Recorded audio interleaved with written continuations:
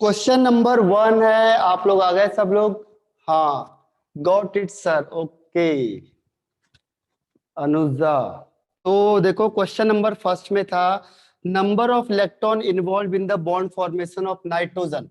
Nitrogen में कितना bond होता है? नाइट्रोजन में बनता है ट्रिपल बॉन्ड। नाइट्रोजन में आपने देखा होगा, नाइट्रोजन के बाहर 5 इलेक्ट्रॉन होते हैं। तो 5 का मतलब क्या हुआ? 3 इलेक्ट्रॉन की शेयरिंग होती है। तो टोटल बॉन्ड फॉर्मेशन में कितने इलेक्ट्रॉन पार्टिसिपेट कर रहे हैं? एक बॉन्ड मींस 2 इलेक्ट्रॉन। तो यहाँ पे होगा 1 2 3 4 5 6। नाइट्रोजन और नाइट्रोजन में, हाँ, नाइट्रोजन और नाइट्रोजन में कितने बॉन्ड पार्टिसिपेट कर रहे हैं? कितने बॉन्ड, कितने इलेक्ट्रॉन बॉन्ड फॉर्मेशन में इन्वॉल्व है? तो आंसर इज 6। सिंपल सा आंसर। तो 6 means third answer is right. अब देखो क्वेश्चन नंबर 6 से 10 तक अभी छोड़ देते हैं, क्योंकि बॉन्ड कोऑर्डिनेट बॉन्ड मैंने अभी आपको बताया हुआ है, लेकिन आप तक पहुंचा नहीं, अभी पहुंच गया है। इसके बाद होगा अंश गांधी, चिंता मत करो, आप सारी चीजें होंगी सीक्वेंस से, ठीक है। आप जिस समय आप, ये ऑर्गेनिक केमिस्ट्री का ही पार्ट है एक हिसाब से, क्योंकि इसमें यहाँ से ऑर्गेनिक केमिस्ट्री स्टार्ट होती है। जो ऑर्गेनिक है उसमें भी ये बॉन्डिंग इसी तरीके से सब कुछ होता है। तो पूरा केमिकल बॉन्डिंग है वो ऑर्गेनिक के स्टार्ट बेस पे है। अब क्वेश्चन नंबर 11 पे आ जाओ, पहले 11 से 15 तक। अच्छा, ओके ओके ओके ओके, हाँ हाँ हाँ, मैं बताऊंगा आगे। देखो क्वेश्चन नंबर 11 से 15 तक, 11 से 15 तक में 12 क्वेश्चन। देखो 12 में क्या होता है, आपको पाई बॉन्ड और सिग्मा बॉन्ड मैंने बहुत बताया था। पाई बॉन्ड बनता है, सिग्मा बॉन्ड बनता है एक्सियल ओवरलैपिंग से। आपको बताया था मैंने सिग्मा कैसे बनेगा, एक्सियल ओवरलैपिंग से। और पाई कैसे बनता है? लेटरल, लेटरल से बनता है, लेटरल ओवरलैपिंग से बनेगा, या फिर साइड वाइज ओवरलैपिंग से बनता है, ठीक है। तो इन चारों में से किस में लिखा हुआ लेटरल ओवरलैपिंग? देखो एक ही स्टेप होगा बस, बाकी सब में क्या होगा? एक्सियल ओवरलैपिंग मैंने आपको बताया था, सिग्मा में एक्सियल ओवरलैपिंग होती है, हेड ऑन ओवरलैपिंग होती है, एंड टू एंड ओवरलैपिंग होती है, हाँ। और केवल पाई बॉन्ड में क्या होता है? लेटरल या साइड वाइज।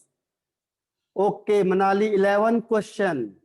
हाँ 11th में आपको बता देता हूं, 11th क्वेश्चन में क्या होता है? ग्रेफाइट। तो ग्रेफाइट होता है जो जनरली, ग्रेफाइट आपने पढ़ा होगा कि ग्रेफाइट कार्बन से ही बना होता है। ग्रेफाइट होता है, डायमंड होते हैं, ये सब कार्बन से बने होते हैं। क्लास 10th में भी रहा होगा। इसका इस टाइप का स्ट्रक्चर बनता है, हेक्सागोनल टाइप का स्ट्रक्चर। तो यहाँ पे सारे के सारे कार्बन होते हैं, ग्रेफाइट में सारे के सारे कार्बन होते हैं। और कार्बन कार्बन के बीच में कौन सी बॉन्डिंग होती है? कार्बन और कार्बन के बीच में ऑलवेज कौन सी बॉन्डिंग होगी? कार्बन और कार्बन के बीच में ऑलवेज होती है कोवेलेंट बॉन्ड। हाँ कोवेलेंट बॉन्ड, यानी फर्स्ट ऑप्शन। कार्बन कभी भी आयनिक बॉन्ड नहीं बनाएगा, तो आंसर इज कोवेलेंट बॉन्ड। ध्यान रखना, ग्रेफाइट हो, डायमंड हो, C60 होगा, कुछ भी हो जाए। कार्बन का 11 क्वेश्चन है, देखो 11 क्वेश्चन नंबर 11 इज कि ग्रेफाइट में कौन सी बॉन्डिंग होती है? क्वेश्चन नंबर 11 है, ग्रेफाइट में बॉन्डिंग कौन सी होगी? That is covalent bond. Carbon है, graphite means carbon, diamond means carbon. तो जहां पे भी कार्बन आएगा वहां पे कोवेलेंट बॉन्ड होगा। अब बताओ, और 11 टू 15 में कोई क्वेश्चन? 11 टू 15 में सर 14 भी, ओके 14 भी बता देते हैं। 14 में भी वही आंसर है। देखो 14 में भी मैंने आपको बताया कि अगर पी एक्स होगा, पी एक्स मतलब कौन सा एक्सेस में हो गया? क्वेश्चन नंबर 14 देखो, आप सबके पास आ जाओ क्वेश्चन नंबर 14 में। क्वेश्चन नंबर 14 कह रहा है कि sigma bond is formed bye 2px orbital each containing one unpaired electron when they approach each other along. तो अगर px होगा तो आपको x से पता चल रहा है कौन से एक्सेस में होना चाहिए? x एक्सेस में। अगर मैंने कहा py तो इसका मतलब कौन सा एक्सेस में हो रहा है, वाई एक्सेस में। अगर मैंने कहा पी जेड तो कौन से एक्सेस में है, जेड एक्सेस में। इसके नाम से तो रखा है हमने, पी एक्स का मतलब एक्स एक्सेस में, पी वाई का मतलब वाई एक्सेस में, पी जेड का मतलब वो जेड एक्सेस में। ठीक है, तो इसका आंसर तो बहुत आसान है, दैट इज एक्स एक्सिस, यानी वन आंसर। अब क्वेश्चन नंबर 13 देखो, इसको भी बता देता हूं। क्वेश्चन नंबर 13 देखो, क्वेश्चन नंबर 13, क्वेश्चन नंबर 13 क्या कहता है कि सिग्मा बॉन्ड, एक्सरसाइज 1 चल रहा है अभी, एक्सरसाइज 1 अच्छी तरह से करना है इसको।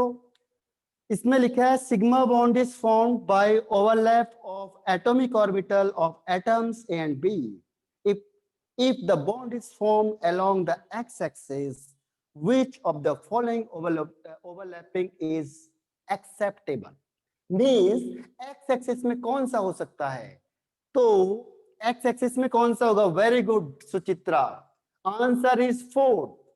अरे अगर मैंने कहा देखो एक px है तो px x-axis में होगा और इसके साथ ये क्या लग गया, s हो गया, तो ये px में पॉसिबल है, ये p एक्सेस में हो सकता है। ठीक है, x एक्सिस में ये पॉसिबल है। लेकिन अगर मैंने क्या कहा आपको कि उसने क्या लिखा है, sigma bond is form by the overlap of atomic orbital A and B if bond is formed along x axis, तो which of the following overlap is acceptable. तो इसका आंसर क्या है, P X orbital of A and B, S orbital of B. तो question number 13 answer is 4। अगर इसमें P X और P Y का तो कोई कॉम्बिनेशन ही नहीं है, पी जेड और पी वाई का कोई कॉम्बिनेशन ही नहीं है, केवल एस और किसका है, पी एक्स का कॉम्बिनेशन है, तो आंसर क्या होगा, वंस। ठीक है, तो इसमें केवल पी एक्स ही इन्वॉल्व होगा, एक्स एक्सेस में कौन इन्वॉल्व होगा, केवल पी एक्स। एक्स एक्सेस में कौन आएगा, पी वाई तो एक्स एक्सेस में आ नहीं सकता, पी जेड भी एक्स एक्सेस में आ नहीं सकता, तो कौन आएगा, केवल पी एक्स ही आएगा, केवल पी एक्स और एस ही होंगे केवल। ठीक है, तो इसीलिए केवल आंसर 4 होगा। बाकी सब में पहले वाले में पी जेड लिखा हुआ है, क्रॉस कर दो, सेकंड वाले में आपको लिखा हुआ है पी वाई को क्रॉस कर दो, और थर्ड वाले में लिखा हुआ है इन्होंने पी जेड को क्रॉस कर दो। तो ये तो हो ही नहीं सकते एक्स एक्सेस में, तो आंसर केवल 4th होगा। अब बताओ क्वेश्चन नंबर और कोई 1 से 15 तक, पहले 1 to 15, sorry 11 to 15 no doubt. अब आ जाओ 16 से लेके 20 तक, 16 to 20, 15 क्वेश्चन, ये तो सारे क्वेश्चन हो गए। देखो which is not characteristics of pi bond, question number 15 बता देता हूं पहले। क्वेश्चन नंबर 15, क्वेश्चन नंबर 15 में कह रहा है वो, which is not characteristics of pi bond, कौन सा है जो पाई बॉन्ड का, वेरी गुड मनाली, सही आंसर है। तो इसमें देखो pi bond is formed when a sigma bond already form, बिल्कुल सही बात है, जब सिग्मा बनता है तभी पाई बनेगा। Second is pi bond is formed bye from hybrid orbital, अभी हमने कहा था हाइब्रिडेशन में पाई बिल्कुल भी पार्टिसिपेट नहीं करता, ये किसी काम का नहीं है। ठीक है, तो वो कॉन्सेप्ट क्या है, बिल्कुल ही गलत है कि हाइब्रिड में पाई पार्टिसिपेट करेगा। जैसे हमने कहा सी डबल बॉन्ड ओ, तो इसमें हम केवल एक ही देखते हैं, एक और एक दो, यानी इसका हाइब्रिडेशन होता है sp, इसमें पाई बॉन्ड पार्टिसिपेट नहीं करेगा। तो ये ध्यान रखना है कि पाई बॉन्ड होता है वो पार्टिसिपेट नहीं करता। जल्दी लिखो इसे।